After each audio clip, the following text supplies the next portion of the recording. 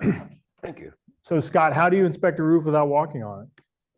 Great question. So really for me, it's about approaching the house as I'm even driving up. That starts the roof inspection. I'm looking at it from the visual context of the curb. And then as I get ready to go, I'm taking on the binoculars. And from there, I'm getting a close-up look. I actually start at the corner of the roof at the gutter, and I walk myself up to the ridge and then across. And I do that from a left to right perspective. And that gives me a bearing of where I am on the roof.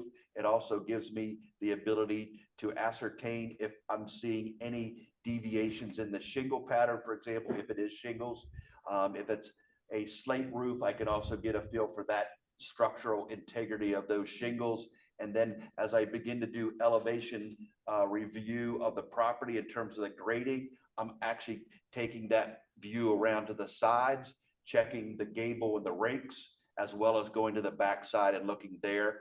And one of the key things I'm obsessing is that opportunity to identify not only visually with the binoculars, but also the orientation of the roof, where there's intersections of the roof to the wall, where there's a change in a valley or a slope, where there might be needs for flashing, if there's a dormer. So I'm really getting an assessment of the overall roof before I dive into actually all the features of the roof. So I hope that's helpful. So Wellman, what are some other ways that you can inspect a roof without walking on it? One of the things that I have been using more and more frequently is what I call the world's longest selfie stick, which is a 24-foot Doka pole with a Wi-Fi enabled camera at the end of it. So I've got my phone in one hand and the pole in the other, and I start at the front door, because I just start everything at the front door, and I work my way around, and I am looking as much as I can at all of the different things that Scott was saying. I'm trying to see all of the flashing, all the elements of the boot flashing on all the penetrations, looking at the valleys, looking at the ridges, looking overall, am I seeing irregularities in the ridge? Is there a dip in the ridge or anything like that? Is there cupping in the sheathing? And sometimes by making my view sideways, I'll sight along the roof. That is sometimes an easier way to spot things like cupping in the sheathing, because maybe it's overspanned or things like that. If I can put my ladder up against an eave, I will do that, because then that can allow me to just lift up the edge of the eave edge and see, is there a drip edge visible? Sometimes that's the only way to spot if there's a second layer. But that's what I'll do if I can't walk it. As I tell my clients, I don't bounce as well as I used to, so I am not climbing roofs if they're more than about 3 and 12. And of course, wood roofs, clay, slate, metal, I don't climb those because that's simply a slip and fall hazard. Mark, how do you report in your report if you don't go up on the roof? What is it that how do you tell people you inspected the roof?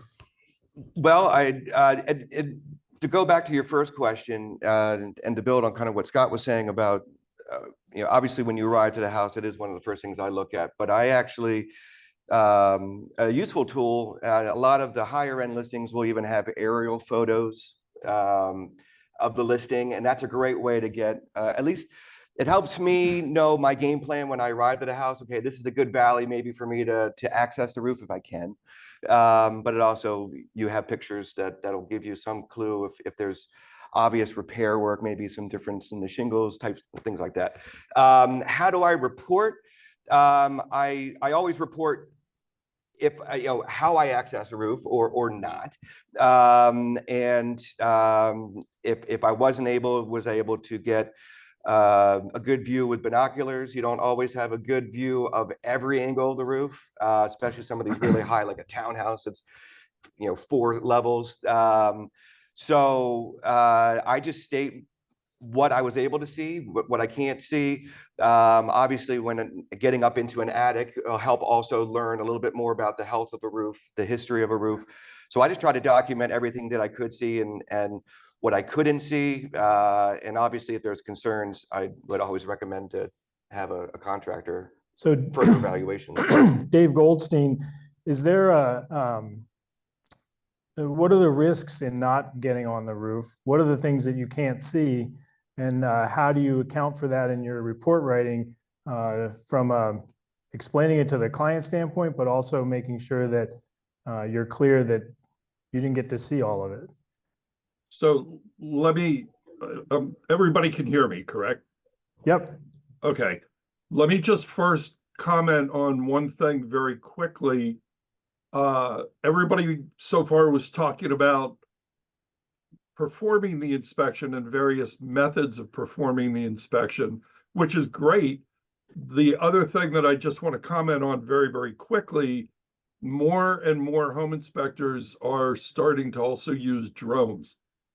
And the comment that I want to make on that, because I've seen this too many times, part of my work, I also do a lot of work as an expert defending home inspectors, and I do this work all across the country. I see more and more home inspectors who are stating in their report how they are performing the inspection. One of them happens to be by use of a drone. I just want to make sure that everybody who is present today is well aware that because technically we are using a drone as part of a commercial practice, a business practice, that it does require you to have the FAA Part 107 license. So please just make sure if you're going to use a drone, which is another great way to do it, just make sure that you get that license. Now, Alan, to go back, I guess, to your question, the most important thing is to document exactly how you did your roof inspection, document exactly what your limitations were. If there was a portion of the roof where perhaps you couldn't see it, take a picture of it. A picture, you know, it's the old adage, it's worth 1,000 words, right? So take a picture of it, make sure you are clearly documenting every part of the roof that you can't see. And I guess one last thing that I would sort of add to that, which the speaker before me just made a comment about, I believe that no roof inspection, this is me personally, I believe no roof inspection is complete until you've not only looked at it from the exterior, but also from the interior, from inside the roof. So in other words, you need to look at it both top side and bottom side, but just make sure that you are very, very clear in your report about how you did it, what you could see, what you couldn't see, in the condition accordingly. You make a good point about the drone, and I know that the state of Maryland is considering some either parts of the standard, or I wasn't sure what Anatol was talking about. We'll ask him later, but essentially that there may be some regulations regarding drone use for home inspectors in Maryland. And because the DC area is a restricted airspace, there's some other limitations about flying commercial aircraft in the area. I'm curious, John, is this an issue in Virginia? Are you guys having any discussion about drones and home inspectors at DPOR? No, there's been no discussion about that, but I will point out that I commonly find that home inspectors are not reporting how they inspect the roof, which is a common reason to be sanctioned. And as Dave pointed out, if you're not licensed, that's going to be another sanction, because you're not allowed to do things that you're not qualified to do. Yeah, bear in mind that you're in violation not only potentially of state law, but absolutely in violation of federal law. And I understand the FAA does fine people extremely, extremely heavily on misuse of a drone or unlicensed use. Personally, I go up on every roof that I possibly can, regardless of sort of conditions. It's my favorite part of the day, so. How do you distinguish between TPO and PVC? So we're talking about single ply membrane roofs that look exactly the same when they're laid out. I'll let anybody here jump in if you got something to say. Otherwise, I'm going to turn to one of our guys online. So Dave or John, how do you distinguish between TPO and PVC? John, I'll let you start.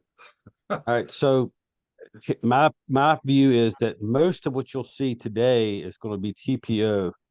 PVC typically has a blue backing, so if you can find something that's curled up somewhere, it's going to have a different color backing. The TPO is going to be all white. PVC also has a certain UPC code or something on it, but I can't remember exactly what it is, but there's a code printed on it that will identify it as PVC. That's really all I have about that. I sent this question to my roofing contractor that I work with frequently, and he had some good advice. One was that in our market, in the DC area, we're not going to see that much PVC, and that it's really going to be on industrial parks, places where there's some chemistry issues that they're trying to maintain. The thing he said you can do is if you rub it back and forth with your hand real quick, the PVC will warm up and your hands will smell like a pool. You'll get that chlorine coming off of it. The other thing he said is that most manufacturers of both PVC and TPO products, the preformed corners or the boots are going to be stamped, and you'll see it says TPO or PVC on it. So that's another way. I don't know that it makes a difference when you're reporting it. If you just say single ply membrane roof and describe its conditions, but it is important to know. How do you tell the age of different roofing types? So here, John, I'll go back to you again. What are some of the ways that you would evaluate different roofing materials, and what are the things that stand out as far as what their age might look like at different stages? Was that for me? Yeah. On shingles, it's going to be cracking, pitting, excessive granular loss, curling. It's all indications of advanced, aged. EPDM is a rubber membrane that looks like an inner tube. Usually, what's going to fail on those is the laps and seams. It does get more easily tearable, but it's typically not something you will be able to look at or tell by just looking around on it. But the seams and the laps is what usually fails on EPDM, as well as TPO.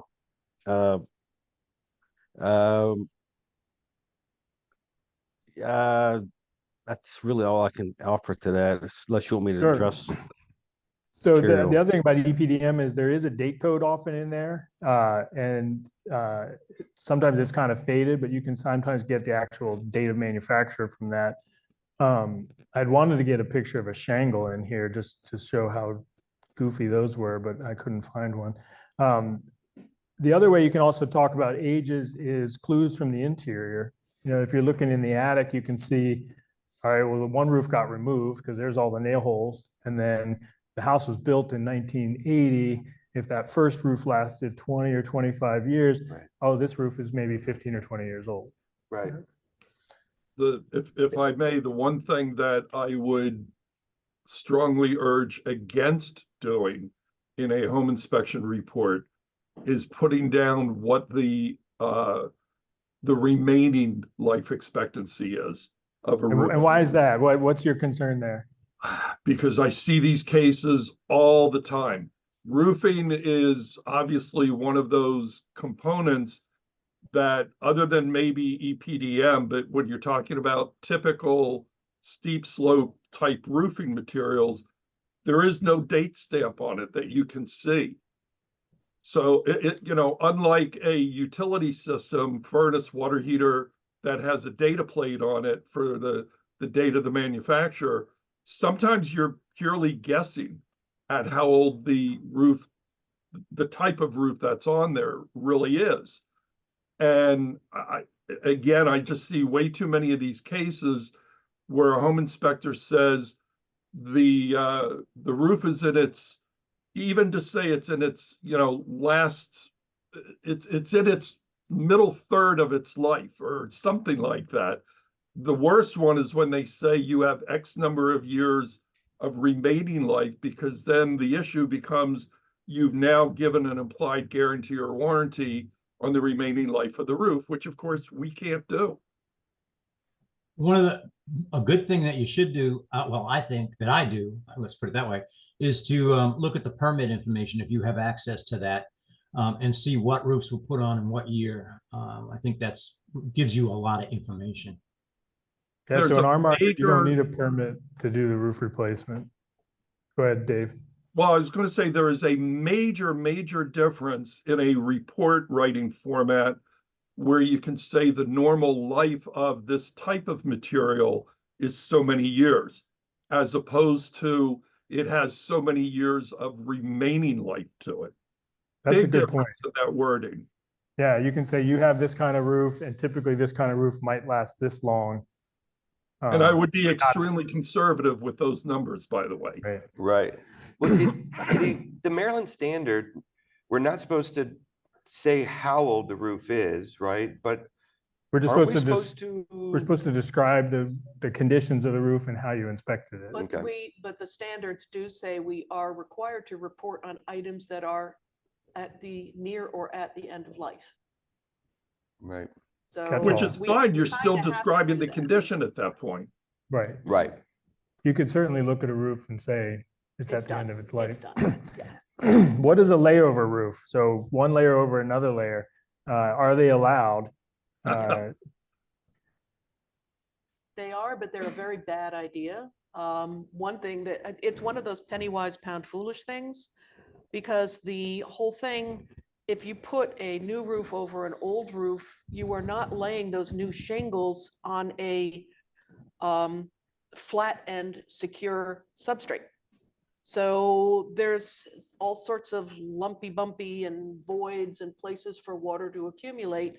And that second roof will therefore have far less lifespan than had it been installed over the sheathing, had it been done as a tear off. You can lose up to 50% of the life of a new roof laying it on top of another set of shingles, especially if that lower set of shingles is architectural. So if it's laminated and it's even got more lumpy bumpies in it and it just cannot lay flat. It also just doesn't look very good. It doesn't. And sometimes you can tell from looking in the attic if it's been what we call a roof, what I call a roof over, but this is called a layover, is I will look up at the sheathing and I'll look at the nails. And if I'm not seeing pullouts from a past roof, but I am seeing nail tips of different lengths, or I'm seeing one is nailed and then the other is stapled, there's a good possibility that there's a second layer under there. That would certainly be my suspicion. So John, can you have 3 layers? No 3 layers, not allowed by the manufacturers or the building code. One other thing about the roof over is that you want to make sure that those nails penetrate the sheathing, because often they don't use the right length nails and they don't penetrate, and that's not allowed either. Right. Look- They're using the same Look nails. for at least a 3/4 inch penetration. And as John was just saying, invariably with a new layer like asphalt, because it's the most common, the new layer, if they do a second layer on there, the nails now have to be that much longer. But either way, there's supposed to be a 3/4 inch penetration. Yep. You know, one of the things, well, a couple of things that I point out to clients, you're doubling the weight on the roof. You know, the roof can take the load, but it's not ideal. But also that outer layer, the new shingle, it's a lot harder for it to transfer its heat to the attic to help cool it during the summertime. You have that much more asphalt that's heating up on the roof. It's just, it is foolish. Also, you have double the disposal when it's time to replace the next time around. So it's just so many reasons it's foolish. Speaking of foolish, I learned the hard way that 3 layers aren't allowed. I reported on the roof and, it needed to be replaced and it was old and all these different things. Somehow his insurance underwriter learned that he had 3 layers and he couldn't get insurance. And so he called me back and said, hey, man, I know the roof had 3 layers, but you could have told me I needed to get a new roof before I could get insurance. And I was like, okay. He was actually very generous about it. And it was a learning experience for me in just how to report things and to keep learning. There Yeah, was a period of time, at this point, it's decades ago, but the building code, and this is going back to the old Boca code, but it went from 2 layers to 3 layers being allowed, and that was kind of short-lived. And then they went back to For 2. obvious reasons. Yeah. So some of these are images. So we have a form of metal roofing here with fasteners, and you can see how the fasteners have a tendency to pull out. Here's a traditional standing seam metal roof, definitely something we see here in DC and parts of Old Town Alexandria. This roof is done. I don't think you can rehab this thing at all. You can see the rust that's coming through the various layers. I don't even think you could prep this and put like a Gacko silicone on that. I think that roof needs to come off. The thing we will see though is somebody will come along, hammer all those seams down, and then lay a mod bit right over the top of it, which isn't going to work in the long run. Alan, if you Long enough want to to go check back the for a moment to the, I guess it was the first metal one, and where you see that one on the left, where you see the fasteners right there. One of the things that a home inspector can look for and should look for with the fasteners is to make sure that those heads are sealed. Ideally, they should be using some kind of like in effect, a rubber grommet to properly seal that. How long is that rubber grommet going to last? Not very long, but it's better than not having anything at all. So, John, what is this that we're looking at? Looks like a asphalt coating of a roof. It could be modified bitumen, but it's definitely an asphalt coating. Yeah, it's a mod bit roof that has that alligatoring in it. And this is an indicator. I mean, this roof, first of all, it looks like a mod bit that hasn't had a top sheet or a coating put on it. And then it's in a condition where it needs something. It could get covered with another membrane. It could get sealed. But this roof needs some work. When Replaced. those fissures open up like that, it's time to replace it. I'm not sure what this image was for, except maybe it's missing some kick out flashing and the siding is in too close contact with the roof. Mhm. Scott, what is FRT plywood? Fire resistant plywood. Back in the day, give or take 15, 20 years ago, this was a product that had some issues in terms of its resistance to fire, and it's typically not used anymore. Well, the original FRT that actually started in about the 80s during the big housing boom, the chemicals used for the fire retardancy deteriorated the lignin, and you would get what's called delamination of the plywood sheathing, where the layers would simply not be firmly attached to one another, and firemen were falling through these roofs because they were no longer supportive. You can recognize them. They've got a lovely rich mahogany color now. So if you go up in an attic, especially in an older townhome, and you see nice, plywood looking plywood, and then you see mahogany, then that's most likely the original FRT plywood. Most of it by now, as one would hope, has been replaced. We still see it a couple of times a year. So FRT is actually still made today, and it was made actually in the 30s. The batch that we're talking about is that batch from the 70s. So Yeah. there is still fire retardant plywood available and required in some circumstances. It's important to note that it is going to be in townhouses. You're not going to see it on a single family home. And if you're in a townhouse community that was built in the late 70s, early 80s, you want to look in the attic before you go on the roof, because you can feel the whole thing crunch underneath you. Sounds like popcorn. Yeah. Look, if the grade stamp is visible from inside the attic, one of the most popular manufacturers. And I think there were, the normal class action suits, but Hoover, like it's kind of like the vacuum company, but same spelling. Hoover was one of the major manufacturers of it. Look for the letters FRT. Sometimes you'll see various other symbols. I've got a list of them. The product that they switched to almost immediately after, one of the brands was called Blaze Guard. And there was a white coating on the bottom side of the plywood that sort of looks like it has a resin in it. The big problem with that, while it's a better material, look for that coating to be chipping or pulling away, almost delaminating away from the plywood, because at that point, there is no longer any kind of fire protection to it. So John, our next question is, how do you report apparent roof leaks when you can't confirm because it hasn't rained in 6 weeks? So since you get up in the attic space, you see that it's water damage like this. What do you tell your clients? What do you include in your report? Should never assume that they're old. You should always report that you see stains, and that if you can't determine if it's active or not, you should just tell them they should have a roofing company evaluate it. But never assume that they're not active, and always report stains. I always include in my report in the very beginning, when I'm talking about setting up the conditions of the house and everything like that, whether or not there has been rain recently. If there hasn't been rain for an extended period of time, because then I'd say that that's also could impact being able to see certain conditions or defects. Well, it only leaks when it's raining. But it leaves evidence behind.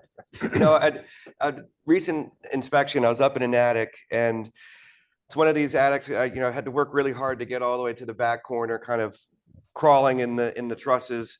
And I get to the back, and I thought there was a reflection of my flashlight, but there was this like beam of light just in this one section. And I turned off my flashlight, everything. It wasn't from the attic light. And it was just happening. I kind of put my hand there and then figured out where the light was coming from. And it was this very small hole in the boot, but the sun was just right. It was very fortunate to crawl all the way back there. But then looking straight down from it, you could see that there was water stains in the insulation. And so, but in terms of reporting, I always say if at least signs of past water damage or leak, and maybe active, and then yada, yada. What attic or crawl space will you not enter? And I'll go to Dave on this. Do you have your own personal limitations? How do you apply the standards? What's your threshold for getting in there? Well, I'll answer some of that from a reverse standpoint, such as the crawl space. We have lots of crawl spaces where I am also. We also have our share of sometimes poisonous snakes, copperheads, water moccasins, timber rattlers. And my usual comment on a crawl space, I try to get in every one that I can, but once I'm in there, if you ever want to watch, I'm a big guy. You ever want to watch a big guy move quickly? If there's a snake in there, you better be out of my way. I do not allow any client to come into a crawl space or an attic with me. The only time I will allow one to go into an attic is if there's 100% solid flooring that's up there. Far too many times they may have just laid a sheet of Luan or something. But, to answer your overall question, I would suggest that every attic and every crawl space that you feel that it is safe for you to access, that you are able to access, do so. And then again, from a report writing standpoint, make it extremely clear of whatever your limitations were. If you inspected it from the access only, state it. Take pictures to back it up. I have a a case that I'm working on now where the home inspector simply said he had limited access to a crawl space, and the access was through the foundation on the exterior. Big access. I got in there and I got to the other end of the crawl space with no problem whatsoever. And he missed some very, very severe problems. Well, that's definitely the point, is that wherever you can't get to, that's where the problem is. JD used to tell a story about, he would take a business card and he would stick it at the far end of the crawl space to prove he'd been in there. I think he did the same thing for the attic. I remember that story. Mhm. But I have standards of heat if it is too hot. Because the problem with attics and crawl spaces both, it's not getting into them, it's getting back out again. And every year, inspectors are injured or killed because they want to put that business card on the far gable and prove that they were there. If it's a hot summer day, they get to that far end and then they realize they're going to lose consciousness because they're overcome by the heat and they can't get out. And with crawl spaces, Bob did an inspection recently, and it had a pretty tight crawl space. His client was a firefighter, and Bob starts shimmying his way into the crawl space, and the firefighter's like, "What are you doing?" He's like, "I'm going to inspect the crawl space." He says, "You do realize that if you have a problem in there, we're going to have to basically hack up the floor to get you out." So if I can't get out in a hurry, as Dave was saying about, snakes and things like that, if I encounter a live critter in that attic, I'm going to want to get the heck out of there really quickly. I have done once my cautionary tale of putting my foot where I wasn't paying attention where my foot was going. And I did go through the drywall. Luckily, I was holding on to one of the webs, so I didn't fall all the way down, which was good because I was right above a staircase. So that would have been a very painful fall. The rule that I give to my students when I teach my home inspection class is if I'm moving, I'm not inspecting. If I'm inspecting, I'm not moving. So the only time I should be moving my feet is when I'm looking, where are my feet going? If I can't see exactly what my foot is resting on, I'm not going there. I'm not going to put my foot down on insulation and assume that there is a truss underneath. I'm not going to disturb the insulation. So that's my rules. I find when I crawl through the trusses, that the angle of some of the trusses start to hurt my feet because I get them wedged down in there. Sometimes my shoes will come off. And so I've been trying to think of a way to, like a climbing tool, where you could have something that clips on a 2x4 and you could just keep moving these like footholds down with you. Yeah, that was actually the story I was telling about that pinhole in the roof. I just recently had a pretty significant foot injury, and it's right in my instep. And I had to do, I call it the crotch walk, but where you're walking the crotch of the trusses, and it hurt so bad. And I was like, it was giving me a reason not to go deeper into that attic, and I'm glad I did. But I have college days, so decades ago, I was rock climbing and caving background, and so it does work well. I love getting on roofs. I love getting on roofs that most clients. I'm trying to be a little bit smarter about maybe some of my access. I want to inspect the next day, but I also think with the crawl spaces, unless it's like really an environmental hazard, I mean, it just is nasty or dangerous. I do try to get in there because I also think, there's probably a termite inspector coming behind me, and if they get in there and I don't get in there, that doesn't reflect well on my performance. I just make sure the termite guy goes in first, and then when he comes out, I say, do I need to go in there? He's like, nah, it's good, man. Don't worry about it. John Craner, what's the purpose of attic ventilation? Why do we need to ventilate an unconditioned attic? Who cares? Oh, you're muted. It's for indoor air quality and to ventilate the roofing materials. It's the primary purpose. It's also to help get rid of condensation, get that evaporate the condensation that naturally occurs there. I'm curious on new construction.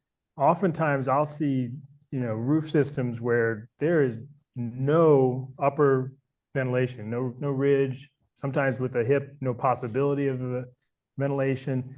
And I will call it out and say, look, the attic space is not ventilated properly, and I'll actually include the calculation for figuring that out. And I'm surprised at how often builders refuse to do anything about it. And it says it in the plans. You can see where it is in the plans. And I think long-term, that's where the issue is going to be. Is nothing's going to happen the first year or two, but long-term, that wood's going to delaminate. You're going to have excessive heat. You're going to have condensation problems for sure. Ice damming. What are some ways you might see some ventilation issues in the attic space? Is you're going to look for rust on the nails. If you've got really excessively rusty nails, you're not getting a good evaporation happening in there. Yeah, tiger striping. You The know what I'm left talking picture, about? Oh, go ahead. Go ahead, Dave. I'm sorry, the left picture, I'm hoping maybe, is that where it's showing the water droplets on the floor? So I'm not sure, but I guess that's probably a good one. Yeah, it's drips. Yep. I couldn't tell, I'm sorry, but you're talking about things to look for. So rust on the nails, but sometimes you'll see the water droplets either on the fiberglass, the insulation, or you might see it on the if they laid plywood down on the floor. If you're in the middle of the winter, a lot of times you'll see frost, literally frost on the underside of the on the nails protruding. Yep. Yeah, I guess in the picture you had there on the right, the tiger striping where the nails corrode and then the plywood absorbs that corrosion in, and sometimes it'll be history, but it gives a good sign. I see it a lot on especially older homes, because it takes a while for that to happen, but homes that have humidifiers and usually poor insulation or poor ceiling on the attic hatch. So it's just a good indicator of some of the past history of the roof. Is some ventilation is good, isn't more better? And then there's 2 points here: the soffit vents, ridge vent, gable vents, exhaust fans in both gable vents. That seems like a push me, pull you thing, unless you get them running in the same direction. Right. We see multiple ventilation methods all the time, where it's usually a really good salesperson that convinces the homeowner that they need to get powered attic fan put in, and it's put up high up on the ridge, and there's a ridge vent. So we get what we call competing ventilation methods. So if you have the soffit and ridge combination is a passive ventilation. It's relying on physics of the cooler air being brought in from low and evacuating up high. If you then put in that powered roof vent, it's going to pull air from the easiest point, which is going to be the ridge vent. So you will have all your ventilation in that top 2 feet of your roof and none of it coming from underneath. It's important to have it half of the ventilation openings in the lower third and half in the upper third. That's only Just make sure also that there's baffles if you've got soffit vents. The spray foam insulation, cool concept, horrible application as far as the guy having to spray it. But I've seen a lot of houses where it's an older home and somebody comes in and applies spray foam in a retrofit, and they've sealed up that attic nice and tight, but have not brought it into the building envelope, and you have the condensation issues in there. Essentially, all your moisture in the building is going up through all your ceiling holes. The ceiling's no longer insulated because it's now insulated at the roof deck. And so one thing to look out for with spray foam applications, and even in new construction too, even though the code says you have to do this, they don't, is the proper ventilation of that space. And it either needs to be brought into the HVAC system or a dedicated system in the attic. This is, I think, what you were just talking about, Dave, with the soffit vent. So how do you tell if the soffit vents are open and working? Well, most home inspectors probably start their home inspection on the exterior. So from that aspect, you're looking, just among other things, look to see what type of ventilation there is. But with regard to soffit vents, if you see what looks like soffit vents, which sometimes, by the way, they may have put new trim over top of just plywood soffits, perforated trim that makes it look like there are soffit vents when in reality there aren't. But now when you go up into the attic, make sure that there are baffles, such as the picture that you have there, and you actually should be able to see daylight between the roof deck and the baffle. That airspace that's there is supposed to leave an open air channel for that ventilation. So you hopefully will see some kind of daylight there. How many coats of paint can you put on a soffit vent? Should we be concerned about the difference between an ignition barrier and a thermal barrier? An ignition barrier is an additive or barrier that protects foam insulation from fire. A thermal barrier is a physical object that protects it. I'm going to go to Larry if he's out there, because I know that this is close, near and dear to his heart. Well, yeah, you know, you should be concerned about what's going on up there if you have spray foam insulation. If it's and notice what it says here, a physical object that separates insulation from occupied space.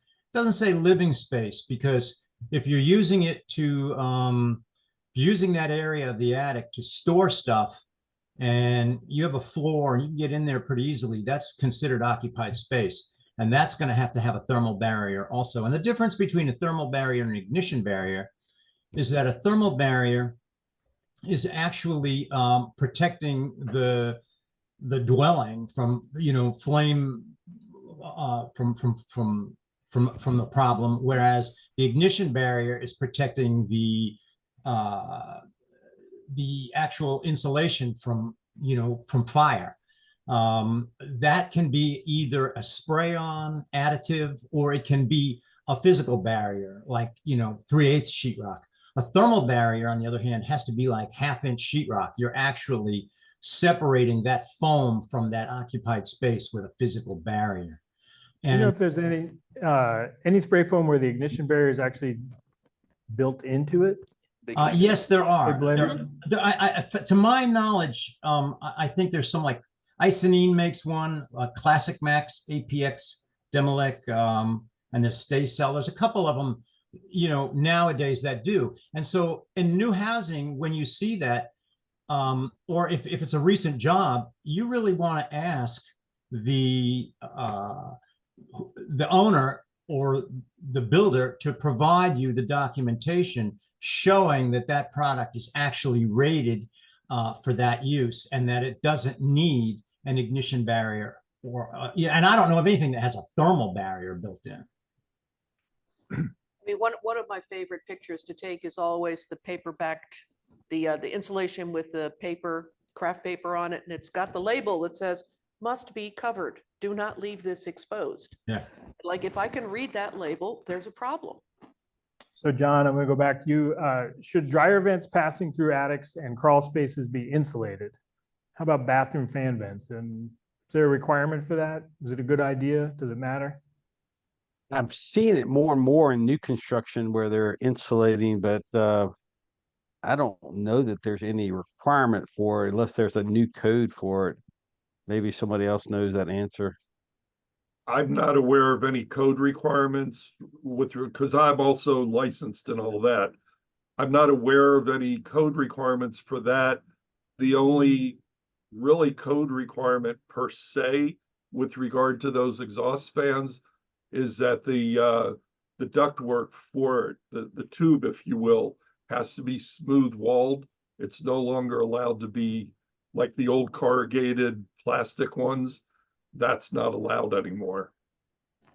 Yeah, and I looked into this because I thought it should have a insulation on it. I got used to seeing dryer vents in attics with insulation, and no, there is no requirement that it be insulated, but it's a good idea, mainly just to limit the amount of condensation that's happening in that pipe under certain conditions. What's the difference between open cell and closed cell? Scott? I'm gonna have to defer on that. That's fine. Wellwood? Open cell is it's spongy, so that each of the individual cells, I mean, you think about blowing bubbles, that's going to be closed cell. Each of those cells is closed, so it holds air.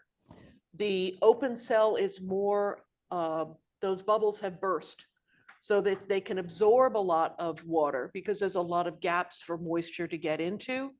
But closed cell is less permeable, it is stiffer. So there's less chance of moisture migrating through that foam. I would only want to use, if you're doing doing a hot roof and spraying insulation on the underside, I would only want to do it with closed cell foam.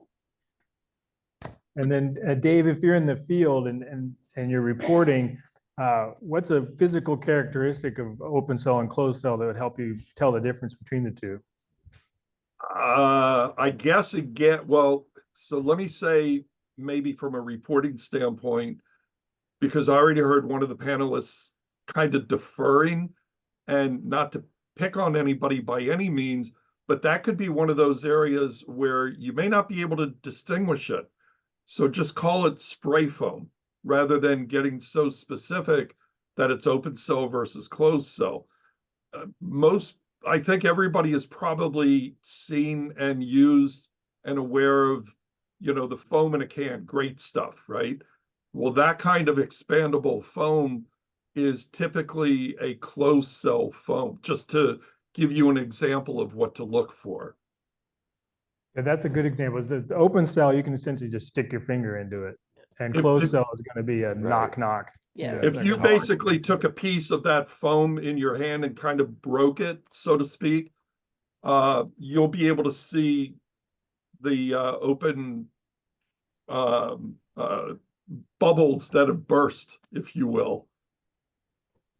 I'm just scanning through here to see. Here we go. What's our time here, Hollis? At 9? I think we're there. I think so Oh, we're too. there. Hollis is busy. We're going to take a very brief transition to get our next panel up here. And our next panel. Yeah, no, absolutely. No questions online. Oh, David has a question. trick question coming. You mentioned earlier.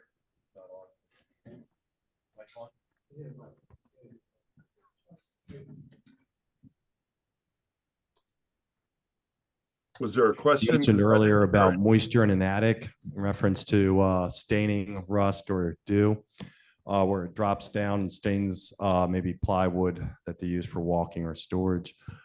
Another consideration is the house wasn't air sealed, the attic, so the moisture in the house is migrating into the attic and condensating. So would you like to expand upon that?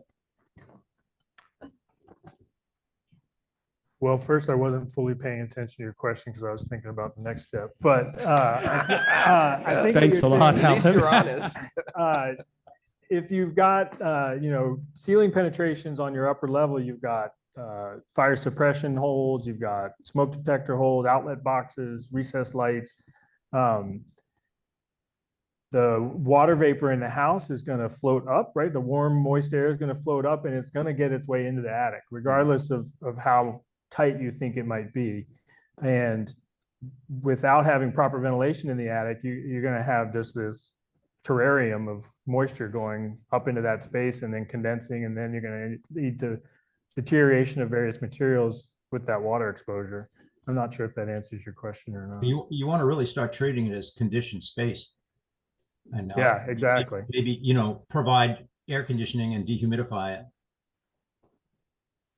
I did an inspection of a split level once where the client had called. It's like, why am I having water stains on my ceiling? So I go up into the attic of the upper level and I see that there's water condensing on the gusset plates. That's how moist it was. Everything was totally soaked. The lower roof level, the lower attic over the kitchen living room was dry as a bone. But the upper level, that's where the bedrooms were. That's where the bathrooms were. And the bath vents, there were 3 bathrooms up there and they all vented directly into the attic. So we were getting all of, and there was 3 people taking showers every day. And then like, that is why your attic is totally soaked. If I have a question that someone's asked, is a vapor barrier now required on attic insulation? Does anybody have an answer to that question? Should be under. The answer would be if it's, I guess it kind of, I'm not sure if I totally understand the question, but assuming that it's fiberglass insulation, the answer would be yes.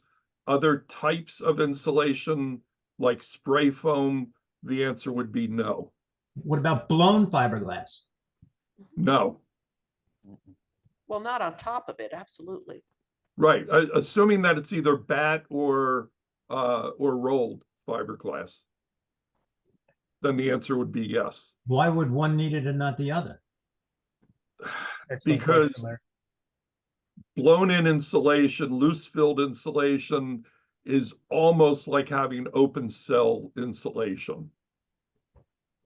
And the requirement, I don't write the codes. It just, that's the way it is. It's more important to have air sealing than it is to have a vapor barrier.